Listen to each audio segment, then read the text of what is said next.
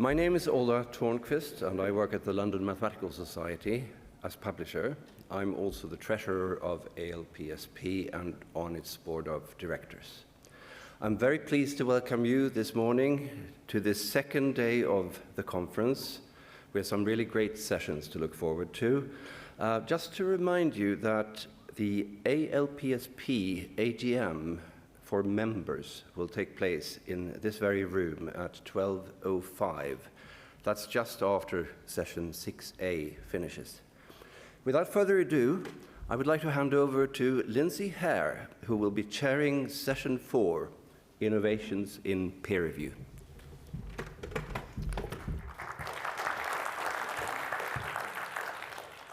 Well, good morning, everyone, and welcome to this session on innovations in peer review.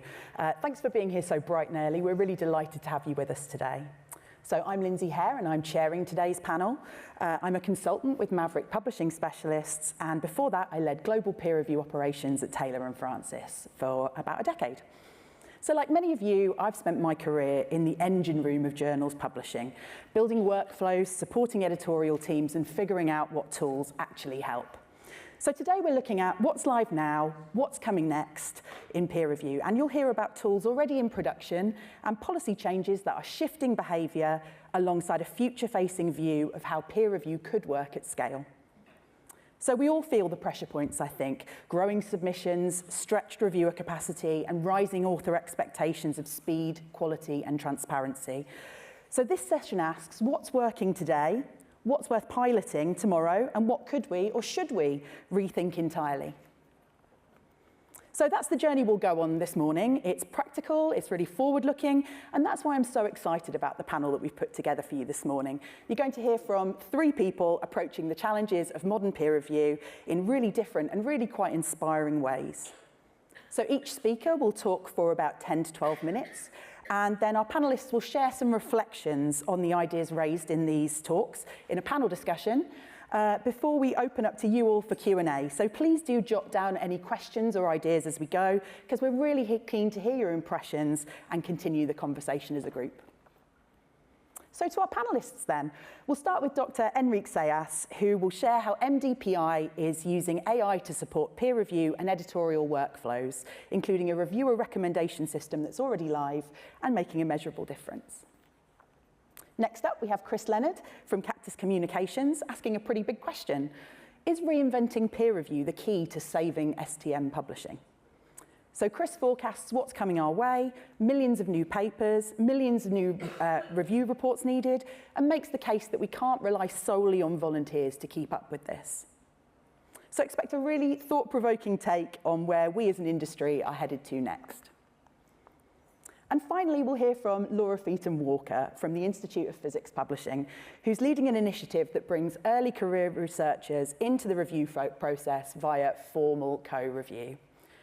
So IOPP's new policy allows invited reviewers to bring a junior colleague into the process, not secretly behind the scenes, but actually with proper recognition and proper credit for their work. So Laura will share what's working, what still needs some work, and how a simple or seemingly simple policy change can have really big impact. So across the 3 talks then, we'll touch on technology, ethics, community, big ideas, real-world initiatives, and hopefully some really practical takeaways for us all today. So let's get started then. I'm really pleased to hand over to our first speaker, Dr. Enrique Sayas.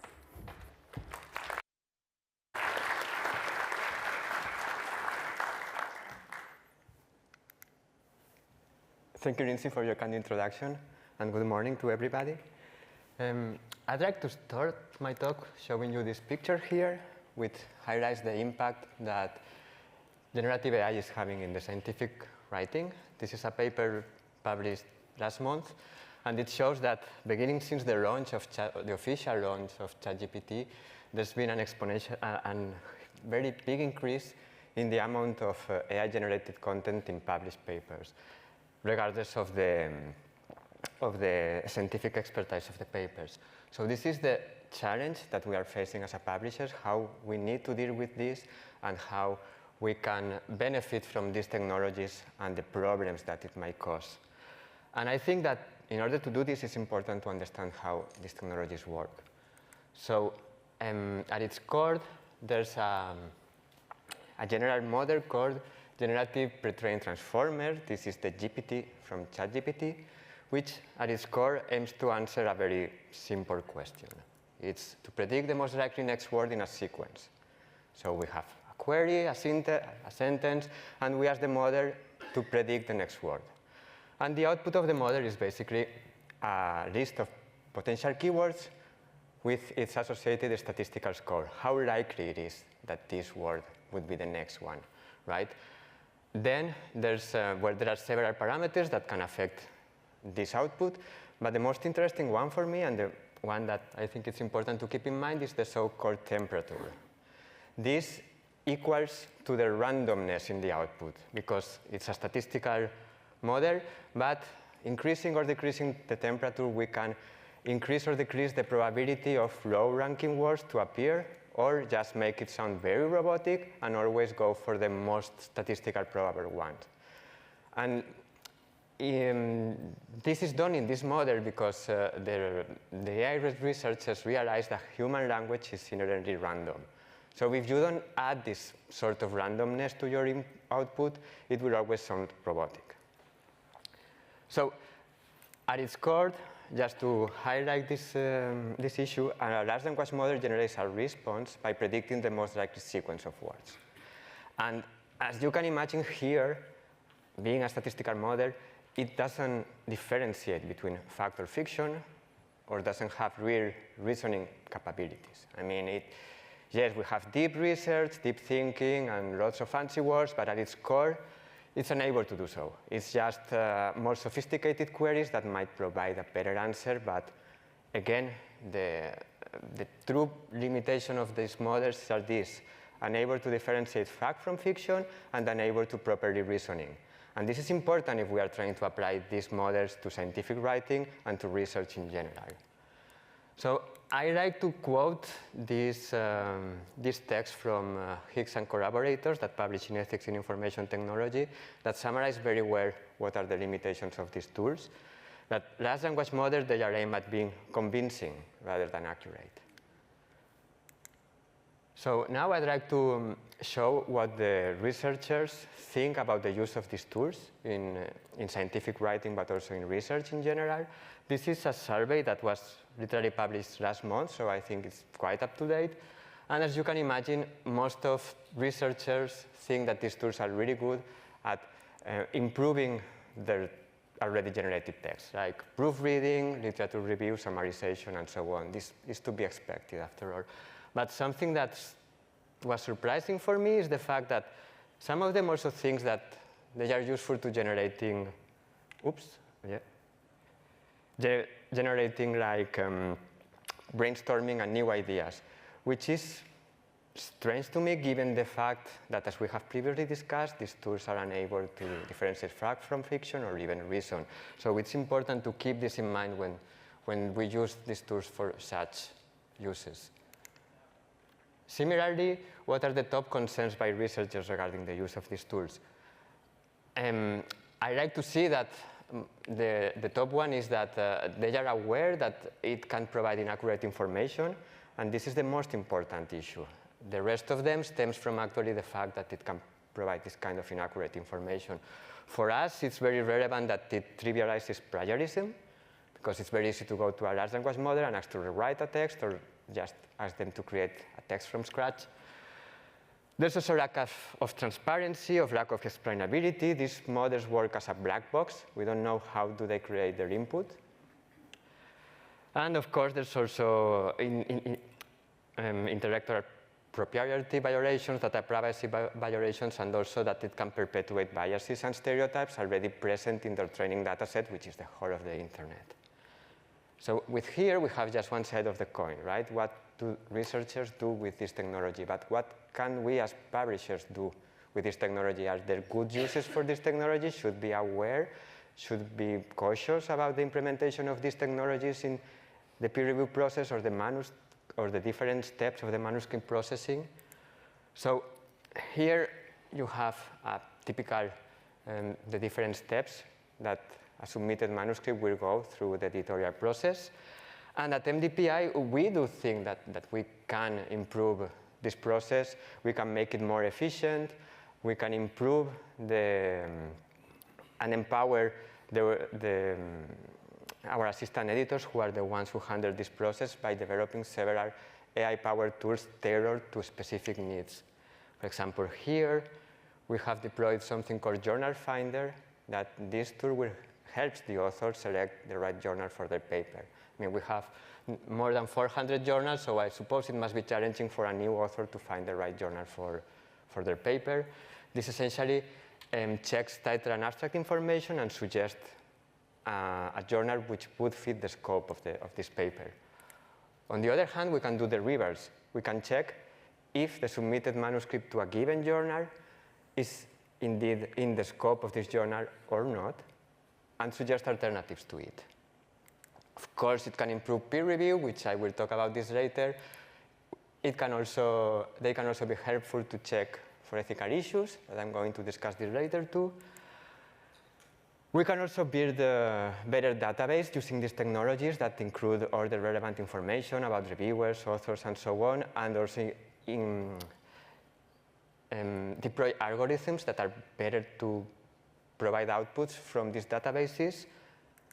Of course, we can also deploy large language model bots. For example, we have one deployed internally, which is training our internal regulations that the assistant editors can use in order to answer quick questions about specific regulation or whatnot. You can also deploy large language models in your own servers, in this case, open source large language models, and this will prevent information leaking. If you are using some confidential information, such as some published manuscripts and so on, if you deploy your own internal large language model, it will not share information with third parties. And of course, you can improve the conversion efficiency by deploying AI tools that will help in this regard. So, as I mentioned before, I would like to focus with the rest of my talk with these two tools, starting with the Finder, which is our solution to finding reviewer recommendations for the submitted manuscript. And essentially, we start with extracting features out of the submitted paper. Basically, the model extracts information out of the title and abstract and translates it into a vector using natural language processing techniques. It then goes to our vector database, which consists of all the manuscripts that we have into a vector form, and looks for the most similar ones. From here, we can extract author information of these papers, filter them, rank them using the business rules that we have, recently contacted, previous interaction with us, potential conflict of interest, and so on. And the result would be a ranked list of the reviewers that the assistant editor will receive. And they will be the one who validate these hits and eventually invite the reviewers or not. So what do we aim to achieve with this? Essentially, we want to reduce the number of invitations that we send. If we are able to better target reviewers, we should get better acceptance to review, and we should have better targeted invitations. And so far, it seems to be working this way because we have observed a 50% reduction in the number of out-of-scope negative replies. Of course, this would also reduce the time required to secure enough reviewers and speed up the whole process, which is also interesting for us. And just to highlight again that these suggestions will always be validated by the assistant editor. And to end, I'd like to highlight this other tool. It's called Ethicality, and it's a modular tool which is aimed to flag potential ethical issues in the submitted manuscripts. Basically, it's a modular tool. Each feature is designed to detect specific issues in several parts of the manuscript, and the output should be an overall assessment of any potential issues that the submitted paper has. If it's all right, we go straight to peer review. If it has any problem, then according to how bad the problem is, we can decide what to do with it. So basically, this is how this tool works. Again, we begin extracting features. In this case, it's a more thorough extraction. We extract information of title, abstract, authors, body, references, and then we pass them through several features. We have the citation one, which checks for self-citations and fake citations, but we are also able to detect out-of-scope citations. I mean, citations which do not fit the scope of the paper or the context in which they are cited. We have also an AI text detection. I think we could spend another presentation talking about the challenges of detecting AI and so on, just to highlight that we have an in-house model that to detect this kind of text, it works reasonably well, and it can warn the assistant editors of the potential presence of AI-generated text and also the severity of it. So we can better decide what to do with it.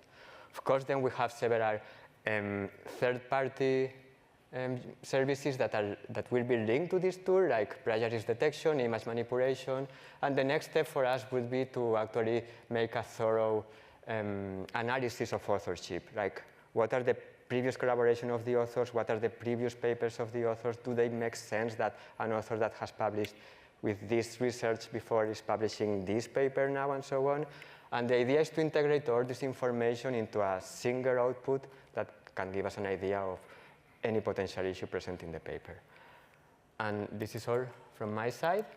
Thank you very much for your attention, and I'll be happy to answer any questions you may have. That's great. Well, thank you, Enrique. A really fascinating insight into how AI is already shaping the peer review process in really practical and measurable ways.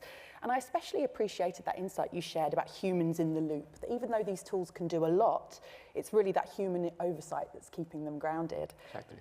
And that theme, that balancing automation with human judgment, that leads us really neatly into our next speaker. Chris Leonard from Cactus Communications is going to take a wider angle view of the peer review system itself. Over to you, Chris.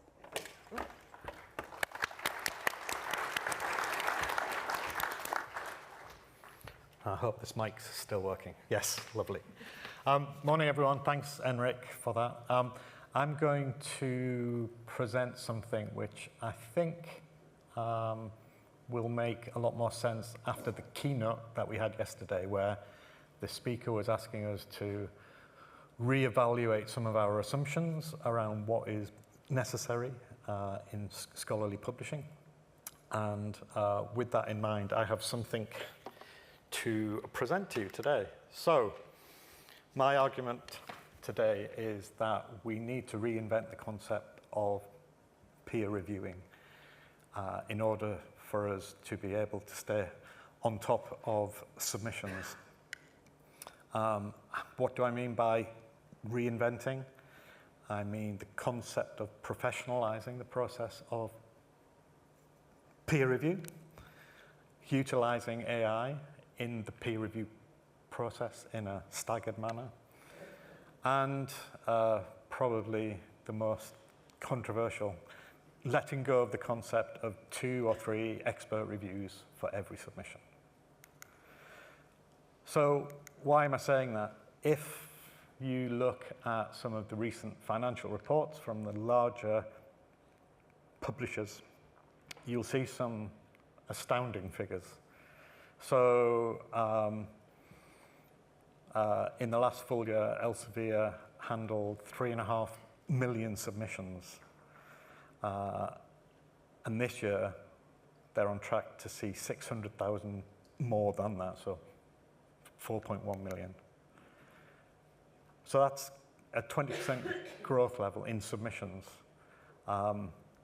which actually is seemingly common across the major publishers. But as I've said here in comments, also unreal for 1 year. So that suggests across the top 5 or 6 publishers that we're going to have an additional 1.5 million submissions, requiring a potential additional 3.8 million peer review reports.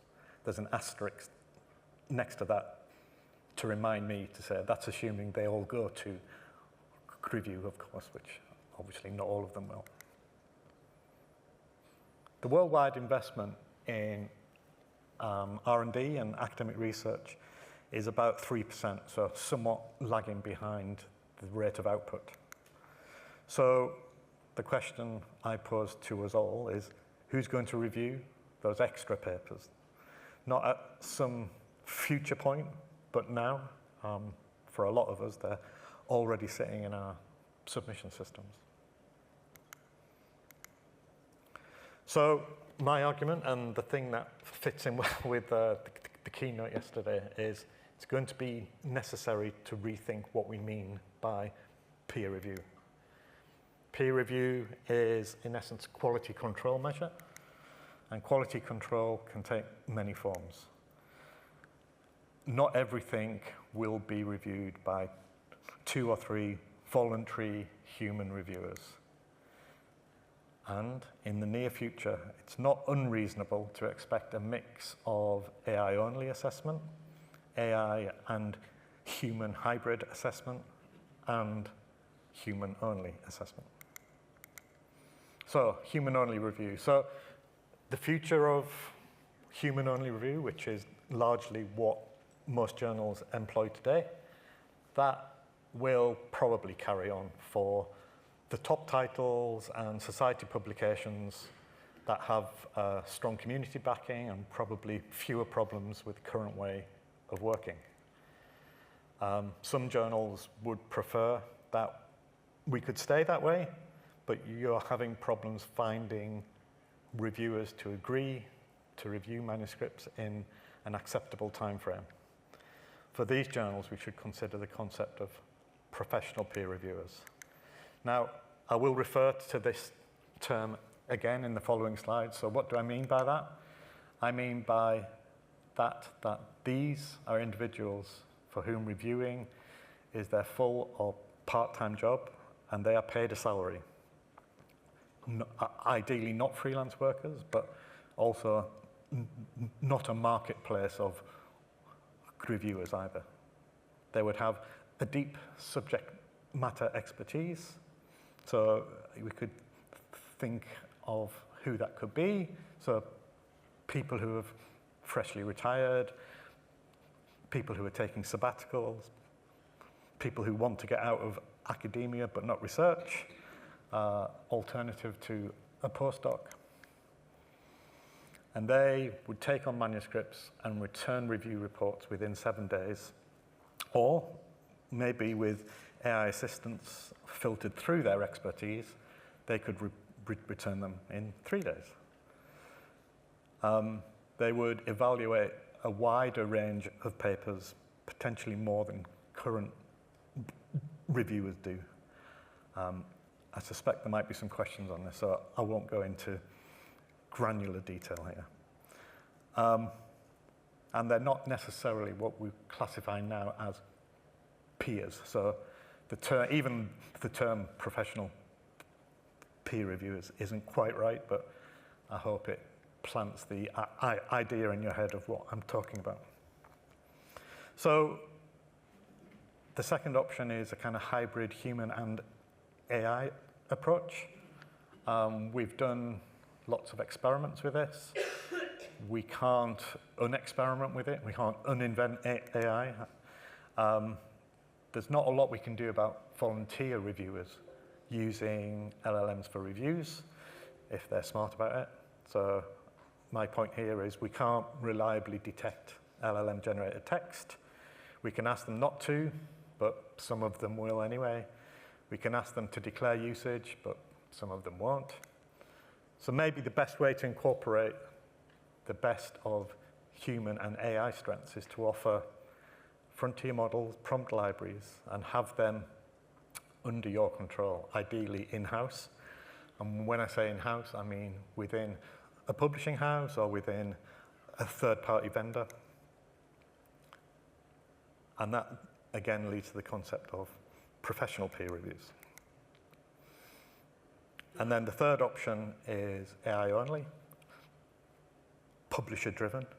If we're not going to review everything with humans, is an AI overview of the relative strengths and weaknesses of a manuscript much better than nothing. You could publish all versions and prompts alongside the published article, and who knows, in a short space of time, this may be how we do things by default. Or we can use professional reviewers to evaluate AI-generated reports and feedback, human feedback, back to the people who are generating those AI reports in a very helpful feedback loop to improve the prompting and generating of the AI report on its own. So this is how we do things at Cactus. It's a professional peer review model, so it requires payment, it has SLAs for on-time delivery of reports, it requires the publisher not to send the reports out for review to volunteer reviewers, just send the manuscript to us, and we do the research integrity analysis and a report. It reduces overheads in sourcing reviewers, sending invitations, waiting for responses, moving on, etc., reminding. Anyone who's run the peer review process for a journal will recognize this. And hopefully this approach mixes the best of human expertise and frontier AI models with proper provenance of how that particular report was generated. So I've given a few talks like this recently, and it's a bit infuriating sometimes to see how slowly we are moving as an industry. If you've not looked at how AI can help your review process in the last 3 months, your opinions may be out of date. So my open question to you is, when you go back to work next week, what experiments are you going to do to see if we can speed up this whole process for the authors? Thank you.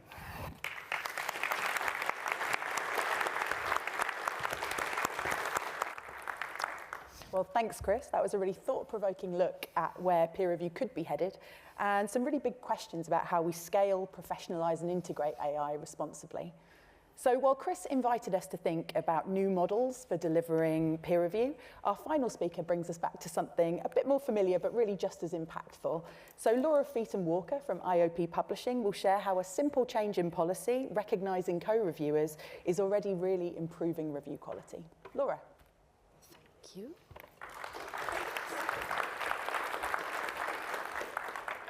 Hi everyone, it's really nice to be here today to talk you through our co-review functionality. This is something that we implemented back in 2023, and it essentially allows two people to work together on a review report with both of them getting recognition for their work.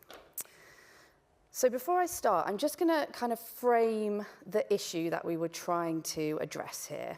And in general, the issue is senior researchers, professors, getting PhD students and early career researchers to do their peer review work for them without giving those early career researchers kind of credit or recognition and without really editing their work at all. We know as scholarly publishers, as people embedded in the community, we know that this happens all the time. It's kind of part of academia. It's a traditional thing with the master-apprentice approach in academia. There have been some formal studies of this phenomenon. So this is a 2019 paper that was published in eLife. The researchers surveyed about 500 early career researchers, and they asked them, what are your experiences of co-reviewing or ghostwriting reviews for senior researchers? It's a good study to have a look at, actually. They asked them, to your knowledge, did your PI ever withhold your name from the editorial staff when you served as a reviewer or co-reviewer? Very high proportion of people said yes, or I'm not really sure. And they also asked, to your knowledge, did your PI ever submit your reviews without editing your work at all? And a high proportion of people also said yes, or they didn't know.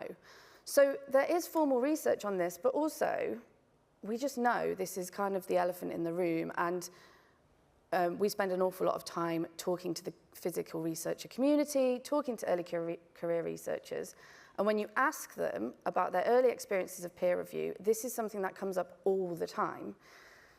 And it is seen as a kind of valid learning experience, right? People need to learn how to do peer review early in their careers. It's really helpful if someone more senior walks them through the process.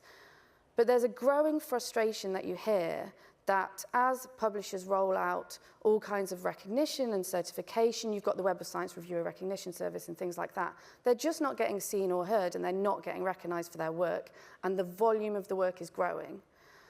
So we talked to our community, we listened, and that was the problem that we wanted to try and address here. We set up a system that allows 2 people to collaborate on a review report. We did a trial. We had 2 arms in the trial.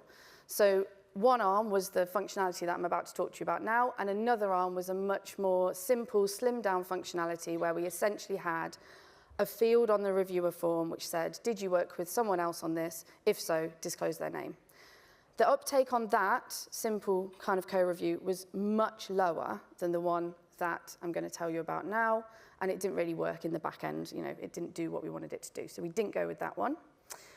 And I'm not going to stand here and say that we've got this perfect, amazing system, because we absolutely have not. Like, it's not seamless, it's not there yet. We're kind of held back a bit by the technology we have at our disposal right now, but I really think we should look at developing this as an industry as we go forward. I'm going to give like quite a high-level, non-technical overview of how this works, right? But if you do use Scholar One and you're interested in the technicalities of what we did in the back end to make this work, I am absolutely more than happy, and I've actually spoken to several of the publishers in the room previously about how we did it. So just come and find me, but I don't have time now to go into the technical explanation. But generally speaking, we invite someone to review, and in the invitation, there are 3 options: agree, decline, or co-review with a colleague.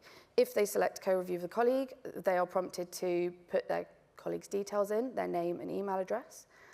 And they then receive an automated email which contains a link to detailed instructions. So that's technical instructions, what is co-review, how does it work, but also information about how we expect them to interact with their co-reviewer. So if they're the more senior person, how should they help and support their more junior colleague in writing their review? And the more junior person gets instructions on things like how to structure a review, how to look at the report form, and also they get directed to our free online course, which improves peer review proficiency. We've got fully in-house editorial staff. They get an alert whenever this happens. They can go straight into the system and invite the junior co-reviewer. Junior co-reviewer gets a tailored email, which isn't just out of the blue. It says, this person, so it names the person who's invited them to co-review. If they accept, which they usually do, because they usually know it's coming down the line, the review, they collaborate offline, and the review is submitted through the junior co-reviewer's Scholar One account, and that's how we get it. So we've seen a whole range of benefits from this, and I'm just going to highlight a few of them. The main one is we've now got that junior co-reviewer's details, and they're in our database, and we can invite them to review again. Both reviewers receive recognition in Web of Science. Again, I'm happy to share the technicalities of that, but I can't go into it right now. We have a certification and recognition scheme. If their review is rated as outstanding, 5 out of 5, they both get IOP Trusted Reviewer status. They both get a 10% APC discount. The editor is aware of who is reviewing the manuscript, and this has been a really big win for us in terms of ethics and transparency. They are aware of exactly who's looking at this confidential information. And this is another big one. So the senior reviewer gets help with their reviewing workload. And I think we all know when we talk to senior researchers, they often express how they feel quite overwhelmed with the number of peer review requests that they're getting. And I've actually had senior researchers say to me explicitly, I always try and accept review requests from IOP Publishing now because I know I can co-review. And it really helps them. They're often, the junior reviewer is doing a lot of the work and the senior person is kind of checking it. And finally, the junior reviewer gets that real practical experience of actually submitting a review and putting it all the way through the system, which is something that they appreciate. Here are some of the recent facts and figures. Around half of the junior co-reviewers are brand new to our database. Their details maybe aren't in the public domain yet. They're kind of PhD students, postdocs, so they're brand new to us. This might not be surprising. Like, people tend to co-review with people at their institutions. I highlight this because there was a discussion before we implemented this about whether co-review could increase the geographic diversity of our reviewer pool, which is something we're always trying to do. Anyway, it turns out it doesn't. People co-review with the person who they share an office with, but I just thought it was worth highlighting anyway. The quality of the co-review reports is significantly higher. So we have this in-house team of editorial staff. We rate all of our reviews on a scale of 1 to 5, with 5 being outstanding. The mean score across all of our journals is 3. The mean score for co-reviews is 3.5. That is a significant difference. And I think that's because you've got a very keen junior person, maybe got a bit more time on their hands, and a senior person with less time on their hands but more depth of experience and knowledge. And they are accountable to each other in this process. So we're getting really good reports through this system. And over 4,000 people have chosen this since 2023, so we're really happy with the uptake. And this is my penultimate slide. I'm just going to highlight some of the ways that this isn't perfect. So only one reviewer can receive the manuscript. It comes through one reviewer's account. Obviously, in an ideal situation, you want it in both people's accounts. You want that data in the back end that we can keep track of. We can't currently do that with the systems we have. We should try and build that. The system can be confusing. We've tried as best we can to make it as simple as possible, but sometimes the delegating co-reviewer doesn't enter the details in the right place, and then we don't have the right details. So that's an issue. And sometimes if this happens on a Friday evening, by the time the editorial team come in on Monday, we've already got 2 reviewers agreed, and so that also causes problems, so the co-reviewer isn't invited. It doesn't happen by any means all the time, but it does happen. And we've had really good feedback from the community about this, regardless of whether they've actually used co-review. I think people like to see that it's an option. And this is just a tweet from 2023. Someone saying, I love that JNE now has the option to review with a colleague. This is a great way to walk senior graduate students or postdocs through the review process and give them appropriate credit. So that's it. Thanks very much. Thanks, Laura.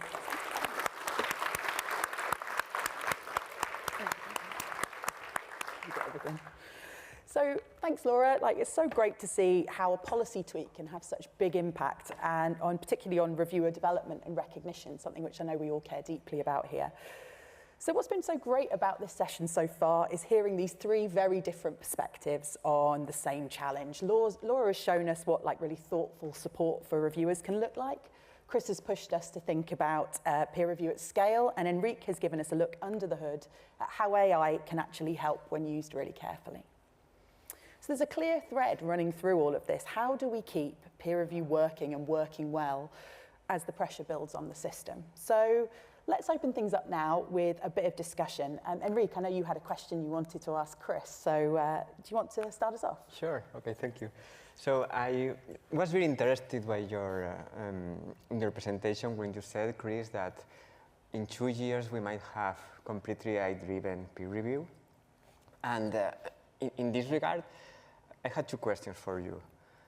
The first one is, given the current model limitations, do you think we might be able to overcome them in 2 years or even earlier? And the second is, how do will the authors accept this? And what is the benefit that I as an author could have by the fact that my paper is AI reviewed as opposed as human reviewed? Okay, that was 3 questions. I thought you were only going to ask one. The first one was around... can we overcome the limitations of the current AI models? So, this is a extrapolation of my expectations of where we will be, considering we're only, 2.5 years into the LLM revolution. When you think where we were 3 years ago, the very concept of having AI-evaluated manuscripts would have been unthinkable almost. So when you think how far we've come in 2.5 years, how far might we go in another 2 years? I don't think it's unreasonable to expect that we might be able to mimic average human reviews. I made the point somewhere else yesterday when I was saying we tend to fetishize human peer review. Often it's not great, and it's always a lot slower than the author wants, and it's always a lot slower than the publisher wants. So one of the advantages of this route would be you'll be able to get an evaluation much quicker, which will allow the editor to make a much quicker decision on whether to proceed with it or not. And I think your other question was about, will the authors accept it? I think the way to guarantee that is to have them opt in, say, I'm amenable to having this article evaluated with AI assistance. I understand what will happen, and I expect an editorial decision within 10 days. Yeah. So yeah, I think some authors will be more open to it than others. Some journals will be more open to it than others. I think the ones who make the move first will get the most benefits, but it's largely an opinion right now. I don't know what will happen in 8 months, never mind 18 months. No, you're right. And I think you raise a very valid point too, that applying full AI peer review reports will speed up the whole process a lot. And that's also an obvious benefit to the authors, that they might get their decision right away, they might get the peer review reports right away, so the whole process will be much shorter in time.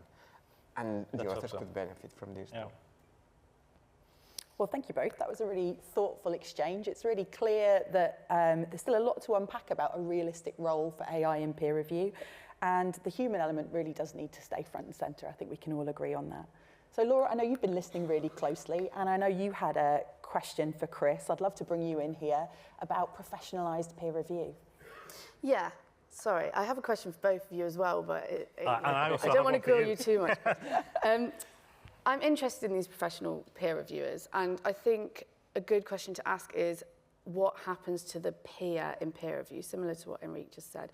But taking AI out of it and just thinking about people who do peer review full time, they're no longer in the research community, they're no longer actively researching, so they're not really peers. What do you think authors will feel about that as our main stakeholders in this situation? I would say it's probably a good question to ask an author rather than me, but I think when you think about it, someone whose job it is to do peer reviewing in a professional capacity will be seeing a lot of research every day.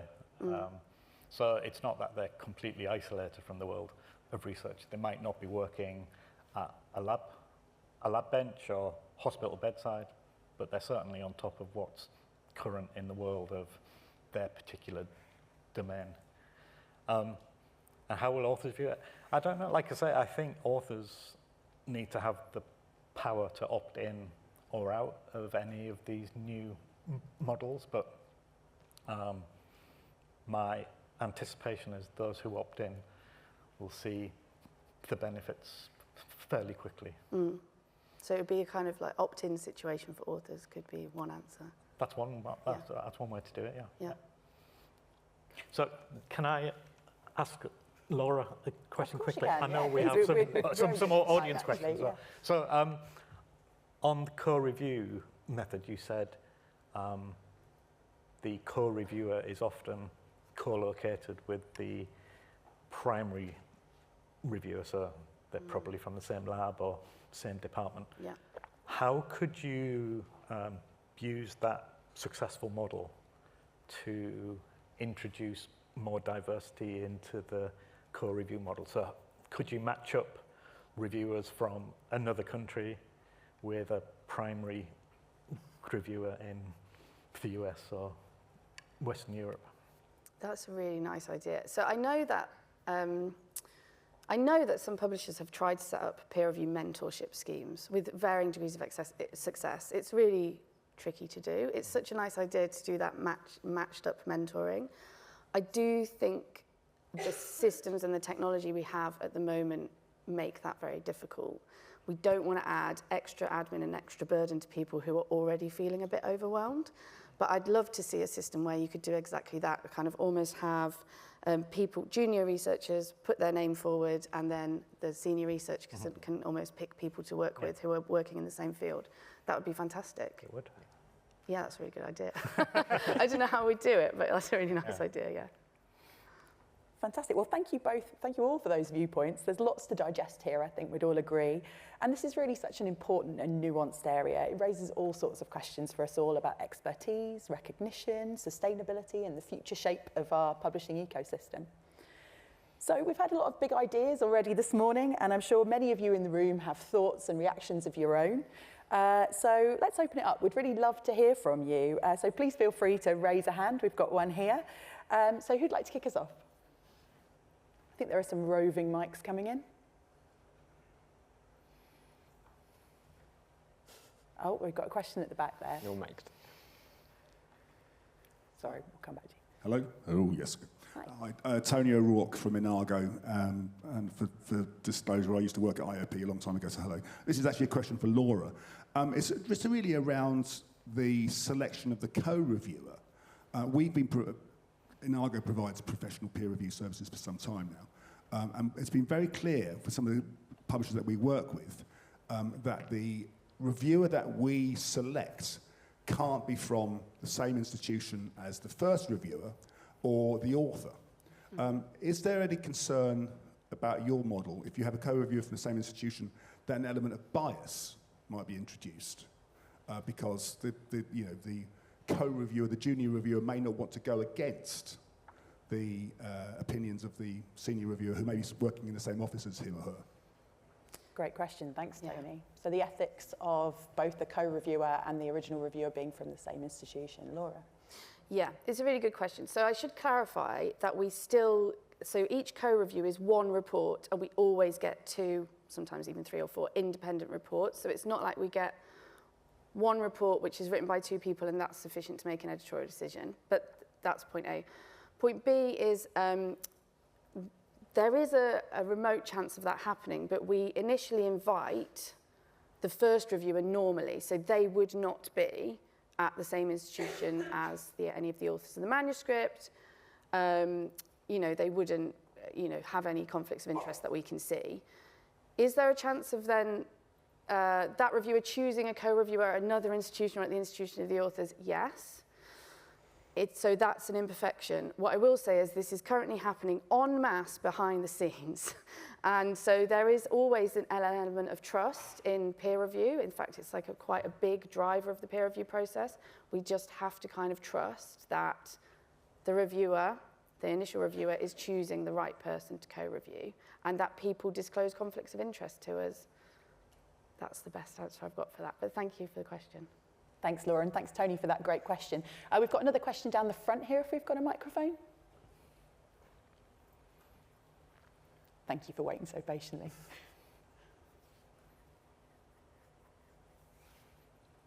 It's this gentleman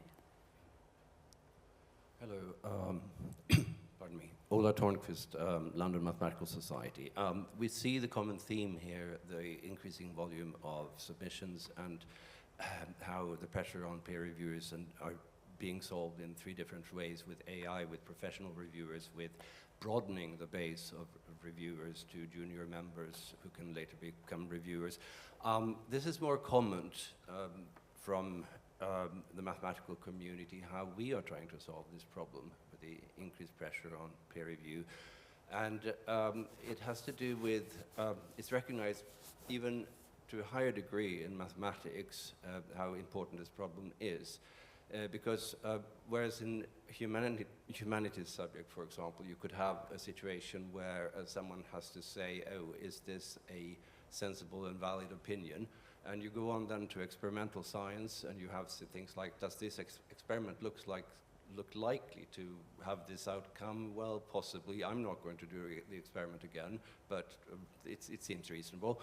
And then you go to mathematics, where the reviewer actually is carrying out nearly a full recalculation of the entire paper and checking that everything is absolutely right. So it's probably 5 or 10 times more important that manuscripts that are not going to be accepted anyway in the end are not wrongly sent to reviewers when they don't need to. So in mathematics, we have a peer review system which most often works in a workflow that has two stages. There's first a quick opinion, and then there's a full peer review. Only papers that pass the quick opinion stage go into full peer review. And the quick opinion is more or less saying, does this outcome seem likely? And also, if it's likely, do we care? Is this interesting enough that anyone is going to want to read about it? Because there are plenty of mathematics papers that are just incremental and just add on to something someone has done before. And just to give you some examples, I'm not going to give you any journals because I don't want to disclose all my data. But anyway, let's just say that 60% of papers are perhaps immediately identified as something that's not interesting enough or completely, how can I say, someone trying to solve a long-standing 200-year problem in one page. And then perhaps you go all the way up to about 85% of papers that are not going forward based on the quick opinion. So leaving only 15% of papers to actually deserving a peer review. I'm just wondering, this is of course widely used in mathematics, but my question to the panel is this something that could be introduced in other subjects? I think this triage approach is quite common across a number of journals, and this is certainly something we talked about in the planning for this panel. Enrique, perhaps you want to talk about triage at MDPI? Yeah, of course. I mean, in the case of mathematics, it's true that it's very challenging. And for example, here, I know that there's a similar problem regarding the statisticals in other type of papers, which needs a specialist in background in statistics, which needs to go through the statistics part of the paper. This normally is done by a paid peer review. So it could be an approach to be done here also, to have some, as Chris mentioned, some sort of professional peer review specialized only on mathematics or statistics that could increase the percentage of papers that go through the initial triage.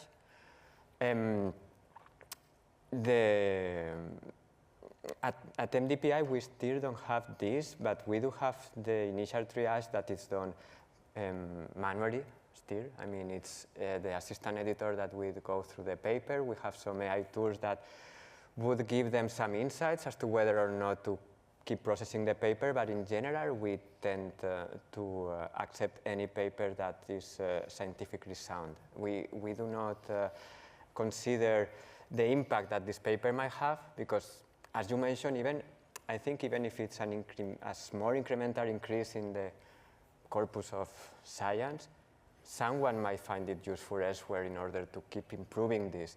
I understand that in the field of mathematics it's challenging because it requires a lot of time to process all the papers, and I can understand that we need to be more stringent there because we have even less limited resources than in other fields.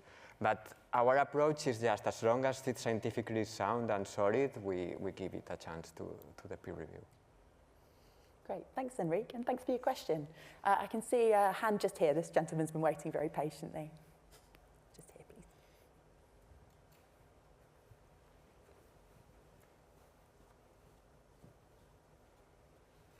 Hi, Milos from MDPI, so my colleagues on stage today, Enrique. I do have a question for the three panelists, or more of a reflection to have.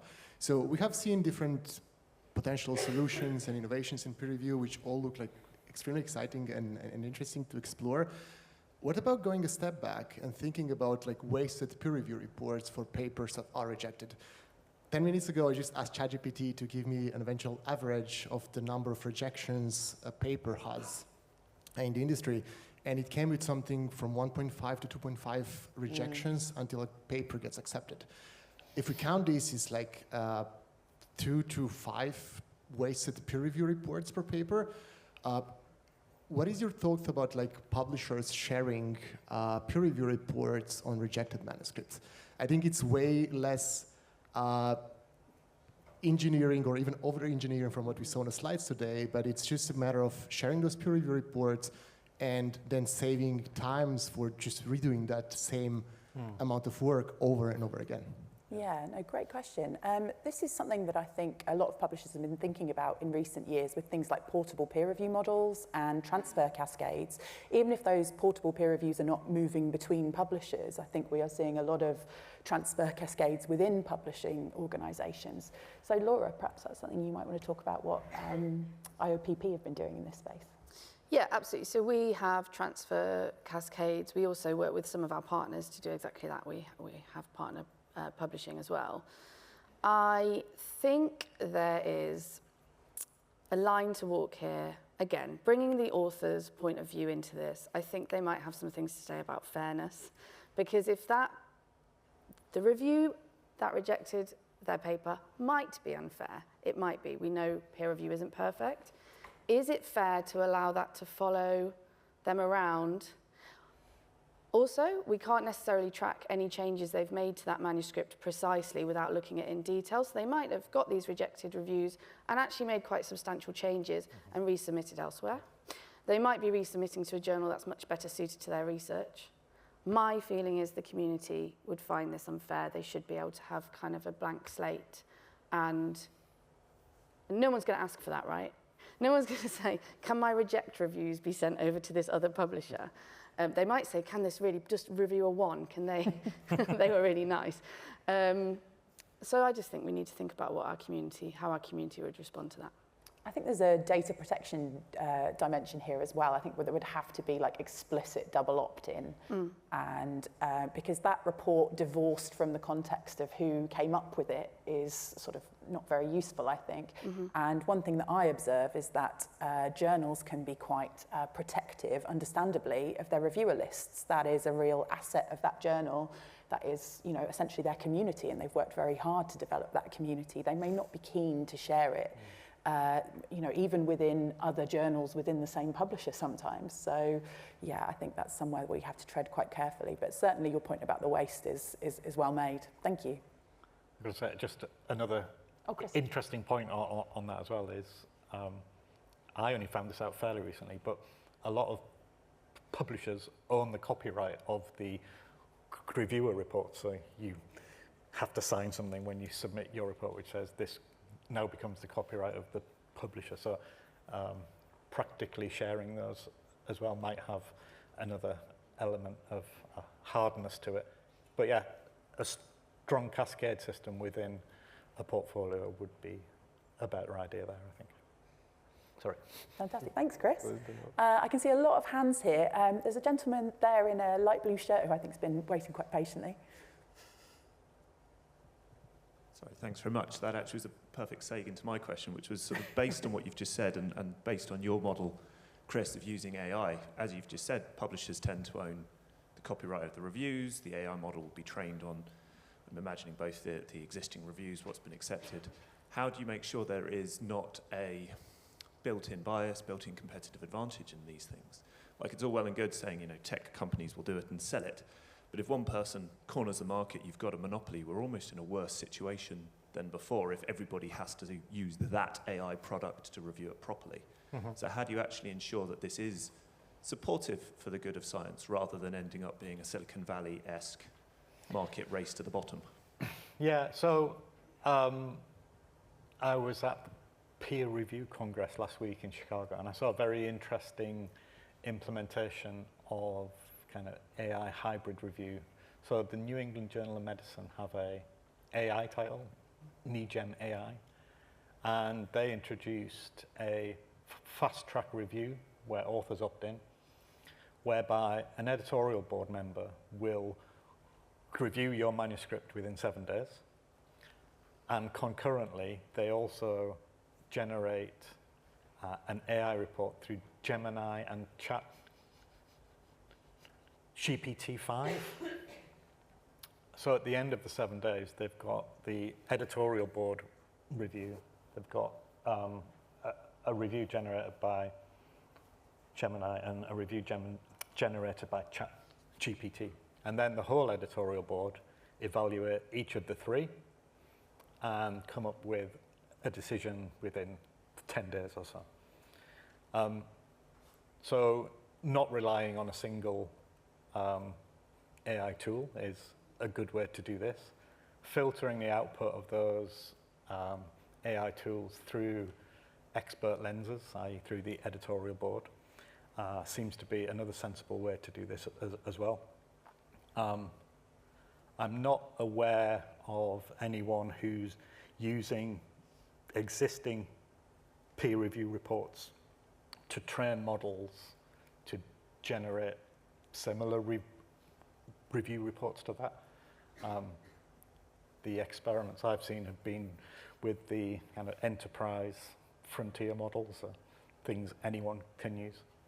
And I think as long as they are filtered through, yeah, like I say, like through expert lenses, I think that's probably the best way to do that right now. Yeah, humans in the loop. I think that brings us back to a key theme of this this talk. Well, I'm sorry, I think we've got to leave it there. I think we are at time and I don't want to keep anybody from a break, but thank you so much to everybody who asked questions and joined our conversation. And of course, thank you so much to my fantastic panelists, to Enrique Sayas, Chris Leonard and Laura Featon-Walker. Thank you. So hopefully today's session has sparked a few ideas and maybe even some action that you'll be able to take back to your teams at home. Don't forget that next week is peer review week. I know many of you will be setting up sessions at your various organisations. Don't forget to log them with peerreviewweek.net so they can advertise them centrally and hopefully drive some more traffic to your wonderful events. So thank you very much, everybody.